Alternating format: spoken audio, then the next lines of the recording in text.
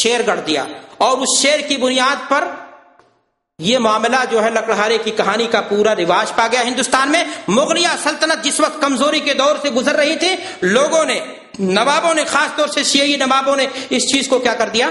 رواج دے دیا۔ اور آج حال یہ ہے کہ ہندوستان کا مسلمان قوالوں کے ذریعہ ہی دین کو سمجھنے کی کیا کرتا ہے؟ کوشش کرتا ہے، اس لیے کہ کیسٹیں قوالی کی وہ کیا کرتا ہے؟ زیادہ سنتا ہے۔ قرآن اور حدیث اس کو پڑھنے اور سمجھنے کا موقع بہت کم لوگ ہیں۔ صاحب سعادت ہے وہ لوگ جو قرآن مجید کے ذریعے سے دین کو، اللہ کے رسول صلی اللہ علیہ وسلم کی صحیح احادیث کے ذریعہ دین کو سمجھنے کی کوشش کرتے ہیں، اور بلا شبہ ان کے پاس صحیح دین آتا ہے۔ لیکن جو لوگ قوالوں کے ذریعہ دین کو سمجھتے ہیں، وہ قوالی والا کیا ہوتا ہے؟ اسلام ہوتا ہے۔ تو میرے بھائیوں، اس کی کہانی بھی یہی ہے کہ اسی طرح سے اس معاملے کو کیا کر دیا گیا ہے؟ رواج دے دیا گیا۔ اس مہینے میں پائی جانے والی بدعتوں میں سے ایک بدعت جو آج بڑے زور و شور سے اسلامی معاشرے میں رواج پا رہی ہے، وہ بدعت ہے میرے بھائیوں، رجب کی 27ویں تاریخ کو غیر ضروری حیثیت دینا، اور اسے شب معراج مان کر کے بالکل اس طرح سے گزارنا جس طرح شب قدر کیا کی جاتی ہے؟ گزاری جاتی ہے، اور اس کی جھوٹی فضیلتیں بھی بیان کرنا۔ میرے بھائیوں اور دوستوں، اب تو لوگوں نے اس رات کو مخصوص نماز بھی پڑھنا شروع کر دی ہے، آگ، آتش زنی اور نامعلوم مختلف قسم کے کرتب اور کھلواڑ بھی شروع کر دیے ہیں۔ ایک جانور کی تصویر بھی بنائی جاتی ہے جس کو کیا کہا جاتا ہے؟ دلدل، اور جس کا سر کس کی طرح، کمر کس کی طرح، عورت اور مرد کیا کیا شکلیں بنائی جاتی ہیں کہ اللہ کے رسول صلی اللہ علیہ وسلم نے جس جانور پر، جس کو براق کہا جاتا ہے، سواری کی تھی، اس کا چہرہ کیسا تھا؟ عورت جیسا۔ آپ بتائیں کہ اللہ کے رسول صلی اللہ علیہ وسلم جس جانور کی سواری کریں گے اس کا چہرہ کیسا ہوگا؟ عورت جیسا ہوگا۔ یہ لوگوں کے ذہن کی پیداوار ہے۔ میرے بھائیوں اور دوستوں، میں آپ سے عرض کرنا چاہتا ہوں کہ 27 رجب کو غیر ضروری حیثیت دی جاتی ہے۔ یہ دن بلا شبہ عظمت کا دن ہے۔ اگر اس دن اللہ کے رسول صلی اللہ علیہ وسلم کو معراج حاصل ہوئی، لیکن سوال یہ ہے میرے بھائیوں کہ اللہ کے رسول صلی اللہ علیہ وسلم کو معراج کب حاصل ہوئی؟ یہاں دو چیزوں میں اختلاف ہے۔ ایک تو مہینے میں اختلاف ہے کہ کس مہینے میں معراج اللہ کے رسول صلی اللہ علیہ وسلم کو حاصل ہوئی۔ دوسرا اختلاف اس میں ہے کہ اللہ کے رسول صلی اللہ علیہ وسلم کو کس سن میں معراج حاصل ہوئی۔ بلا شبہ واقعی معراج اللہ کے رسول صلی اللہ علیہ وسلم کی زندگی کا ایک اہم ترین معجزہ ہے۔ جس طرح اللہ کے رسول صلی اللہ علیہ وسلم سارے نبیوں کے کیا ہیں؟ سردار ہیں، اسی طرح اللہ تبارک و تعالیٰ نے آپ کو جو معجزات دیے وہ بھی بہت بھاری ہیں، اور ان معجزات میں واقعی اسراء اور معراج اللہ کے رسول صلی اللہ علیہ وسلم کی زندگی کا ایک اہم ترین حصہ ہے، جس کو قرآن مجید نے خود بیان کیا۔ سبحان الذی اسریٰ بعبدہ لیلا من المسجد الحرام الی المسجد الاقصی الذی بارکنا حولہ۔ میرے بھائیوں اور دوستوں، ہم اس کا انکار نہیں کرتے، لیکن اس کا انکار اس بات کا ہے کہ اس رات کی جھوٹی فضیلتیں بیان کی جائیں، اس رات میں اپنے طور پر عبادتیں گڑھ لی جائیں۔ آپ یہ بتائیے کہ جس تاریخ کو بھی مان لیا جائے، 5 ہجری مان لیا جائے، نہیں 5واں نبوت کا سال مان لیا جائے، یا 10واں نبوت کا سال مان لیا جائے، یا 13واں، جیسا کہ ایک صحیح بات یہ لگتی ہے کہ اللہ کے رسول صلی اللہ علیہ وسلم نے تقریباً ہجرت سے پہلے یہ واقعہ کیا ہوا تھا؟ سال 2 سال پہلے پیش آیا تھا۔ اگر یہ مان لیا جائے کہ سال 2 سال پہلے یہ واقعہ معراج اور اسراء کا اللہ کے نبی کو حاصل ہوا تھا، جس نے آپ نے جنت اور جہنم کی سیر کری اور رب اللہ تبارک و تعالیٰ سے قرب حاصل ہوا اور وغیرہ وغیرہ، اور صلاۃ نماز کا تحفہ ملا، تو ان سب کے بعد میرے بھائیوں میں آپ سے یہ پوچھنا چاہتا ہوں کہ کیا اللہ کے رسول صلی اللہ علیہ وسلم اس کے بعد جو 10 11 12 سال اس دنیا میں رہے، آپ نے کبھی اس رات میں کوئی اسپیشل عبادت کی؟ کیا آپ پر جان نچھاور کرنے والے صحابہ کرام رضوان اللہ علیہم اجمعین، جو اللہ کے رسول کے جسم سے نکلا ہوا پسینہ اپنے لیے باعث سعادت سمجھتے تھے، آپ کے تھوک کو اپنے جسموں میں مل لینا کیا کرتے تھے؟ سعادت سمجھتے تھے، کیا ان اجلہ صحابہ نے اس رات کو کوئی اسپیشل عبادت رواج دی؟ اگر میرے بھائیوں اور دوستوں اللہ کے رسول صلی اللہ علیہ وسلم نے خود اس رات کو کوئی عبادت نہیں رواج دی، نہ کرنے کا حکم دیا، نہ آپ پر جان نچھاور کرنے والے صحابہ کرام رضوان اللہ علیہم اجمعین نے ایسا کوئی کام کیا، تو آج اتنا دن گزرنے کے بعد واقع اسراء کے نام پر شب اسراء اور ڈھولک اور مزیرہ اور قوالی اور نہ معلوم کیا کیا خرافات اور کیا کیا پکوان اور کس طرح کے میلے، کس طرح کے پٹاخے، کس طرح کی آتش زنی، بچوں کو نئے کپڑے پہنانا، ان کو جو ہے ان کے ہاتھوں میں پیسے دینا اور پٹاخے توڑوانا، یہ ساری کامیں میرے بھائیوں دین اور اسلام کے مزاج سے نہیں ملتی۔ اسلام میں بڑی خوشیوں کا مواقع آئے، بدر فتح ہوا اور دیگر مواقع پیش آئے، مکہ فتح ہوا، لیکن جشن کا یہ انداز اللہ کے رسول صلی اللہ علیہ وسلم نے، آپ کے معزز ترین صحابہ نے کبھی نہیں اپنایا، جو آج لوگ خوشی کے انداز میں اس طرح سے اپناتے ہیں۔ میرے بھائی اور دوستو، اس مہینے کی پائی جانے والی بدعتوں میں سے ایک بدعت جو آج ہمارے ہندوستان میں بہت اہم بن گئی ہے وہ ہے قبر کی زیارت کی بدعت۔ میرے بھائیوں، قبر کی زیارت مشروع ہے۔ انسان کو جب دنیا زیادہ ستائے، دنیا کا غلبہ زیادہ ہو جائے، آخرت کی یاد بھولنے لگے، تو انسان کو چاہیے کہ اپنے گاؤں کی ٹوٹی ہوئی قبر کی زیارت کر لے تاکہ اسے آخرت یاد آئے۔ اللہ کے رسول صلی اللہ علیہ وسلم فرماتے ہیں الا قد نہیتکم عن زیارت القبور فزوروها، اے لوگوں ہم نے تمہیں قبروں کی زیارت سے منع کیا تھا لیکن جاؤ زیارت کرو، کیونکہ اس سے تمہیں آخرت کی کیا یاد آتی ہے۔ میرے بھائیوں، لیکن ایک بات یاد رہے کہ قبرستان جایا جائے گا وہاں کچھ مانگنے کے لیے نہیں، بلکہ وہاں کچھ دینے کے لیے۔ کیا دینے کے لیے؟ انہیں دعائیں دینے کے لیے۔ قبرستان جایا جائے گا، مقصد کیا ہوگا؟ اس لیے کہ تاکہ وہ آخرت کی یاد آئے، سج دھج کر کے نہیں۔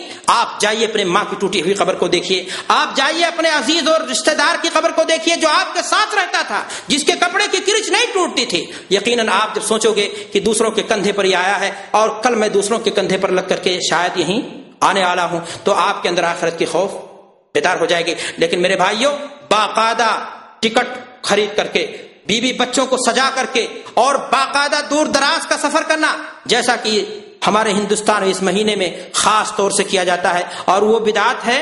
کون سی بدعت؟ اس مہینے کی 6 تاریخ کو ہندوستان کا مشہور صوبہ کیا ہے؟ راجستھان، اور وہاں پر پائی جانے والی درگاہ ہے معین الدین چشتی رحمت اللہ علیہ کی۔ کہاں پر؟ اجمیر میں۔ آج بھولا بسرا یہ انسان جو نمازیں نہیں پڑھتا، روزے نہیں رکھتا، لیکن سال میں ایک مرتبہ بابا کے قبر کی زیارت کے لیے حاضری ضرور دیتا ہے۔ حاضری کس لیے دیتا ہے؟ تاکہ جا کر کے اپنے گناہ کے بوجھ سے کیا ہو جائے؟ ہلکا ہو جائے۔ لیکن اللہ کی قسم جب وہاں سے لوٹتا ہے تو گناہوں سے اور بوجھل ہو کر کے لوٹتا ہے، اس لیے کہ وہاں جانے کے بعد وہ سارے کام کرتا ہے جس سے اللہ اور اس کے رسول نے کیا کیا ہے؟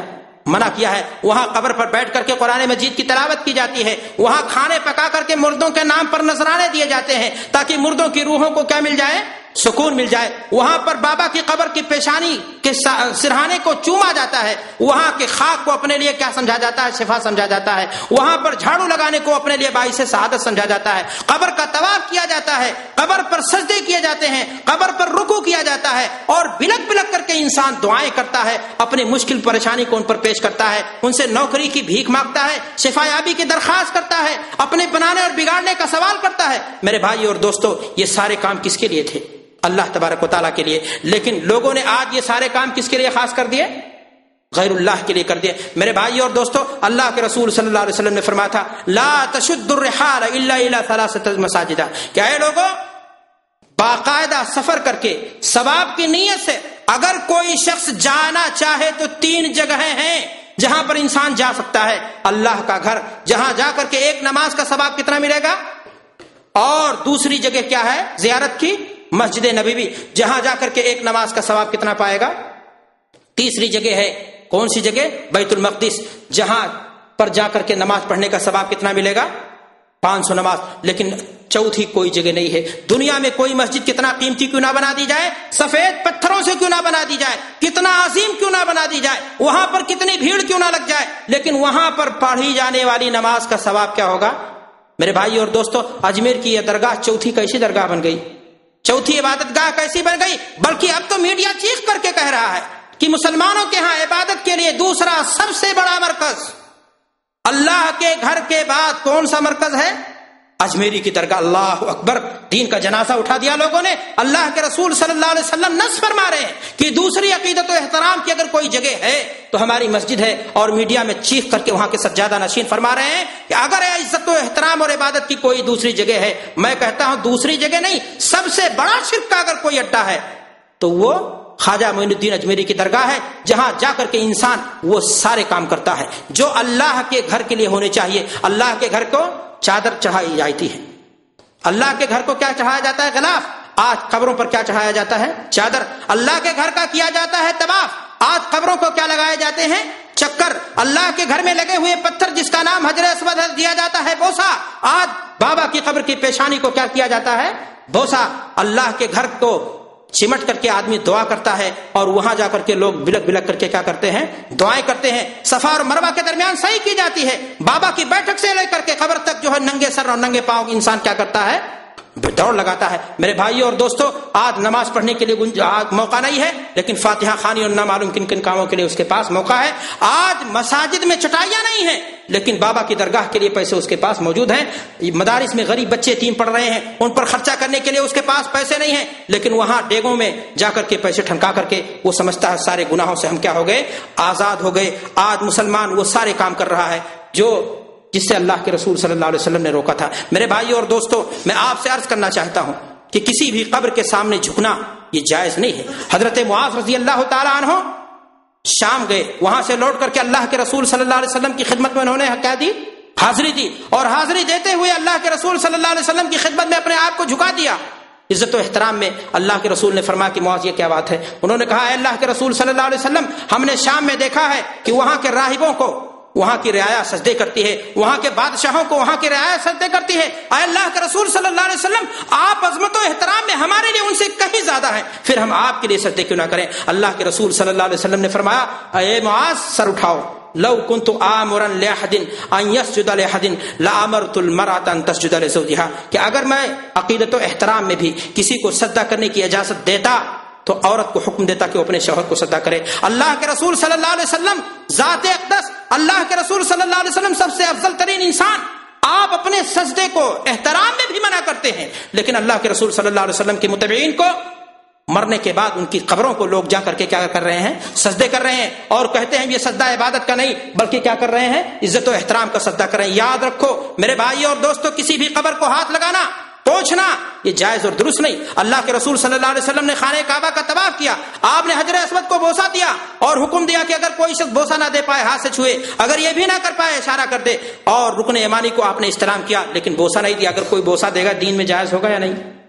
خانہ کعبہ کے دو کونے اور رہ گئے یا نہیں؟ ان کا چومنا یا ان کا بوسہ دینا جائز ہے یا نہیں؟ خانہ کعبہ میں لگے ہوئے پتھروں کو اگر ایک مسلمان چوم نہیں سکتا ہے عقیدت و احترام سے، اس کو بوسہ نہیں دے سکتا عقیدت و احترام سے، تو ان بابا کی درگاہوں کی کیا حیثیت ہے؟ میرے بھائیوں اور دوستوں، میں آپ سے عرض کرنا چاہتا ہوں کہ آج ان گنبدوں نے مساجد کے تقدس کو پامال کیا ہے۔ آج مسلمان کو نماز میں کوئی چیز نہیں ملتا، اللہ سے رو کر کے ہار گیا، تھک گیا مانگ مانگ کر کے، آج جو کچھ ملتا ہے اسے بابا کی درگاہوں پر ملتا ہے، جا کے وہاں فریاد کرتا ہے، وہاں پکار کرتا ہے، وہاں قسمت کے بنانے اور بگاڑنے کا سوال کرتا ہے۔ اور آپ کو معلوم ہے دعا کیا ہے؟ عبادت ہے۔ دعا جب مانگی جائے گی تو کس سے مانگی جائے گی؟